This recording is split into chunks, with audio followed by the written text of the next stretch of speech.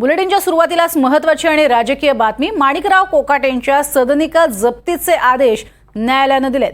न्यायालयाने दिलेल्या निकालपत्राची एक प्रत एनडीटीव्ही मराठीच्या हाती आली आहे। शिक्षा सुनावताना न्यायालयाने कोकाटेंवर ताशेरे ओढले।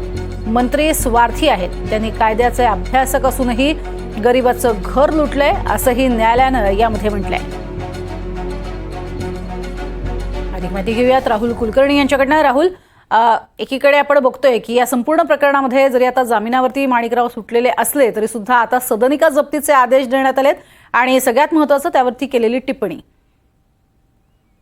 38 पाणी हे निकालपत्र आहे, ते माझ्या हातात आहे आणि जरी हे 1990 सालचं जवळपास 30 वर्ष जुनं प्रकरण असलं आणि माणिकराव कोकाटे म्हणत असले की हे राजकीय दृष्ट्या माझ्यावरती आलेलं हे बालंट आहे, तरी सुद्धा न्यायालयाने काय म्हटलंय ते फार महत्वाचं आहे। कारण न्यायालयामध्ये अनेक पुरावे आले आणि त्या पुराव्याच्या आधारावरती तब्बल 30 वर्षानंतर हा निवाडा आला आणि त्यांना लगोलग जरी जामीन झालेला असला तरी न्यायालय काय म्हणते बघा।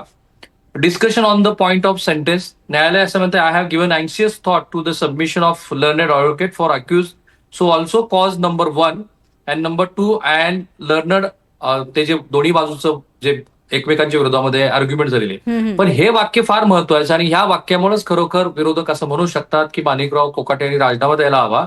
ते असं म्हणतात न्यायालय, is the accused number 1 is at present the minister in the agriculture department having a reputation post in the government. Further, the accused number 2 is his brother. These are the mitigation circumstances favorable to the accused number 1 and 2. However, the commission of the offense of the cheating and forgery, even the accused number 1 is a politician as well as a lawyer, and despite of knowing the consequence of such illegal act committed such offenses, show utter disrespect to the law and has also caused injury and damage to the really needy and economically weak person. म्हणजे एखाद्या राजकीय नेत्यावरती इतक्या कठोर शब्दामध्ये एखाद्या न्यायालयाने अलीकडच्या काळामध्ये केलेली सर्वात मोठी टिप्पणी आहे।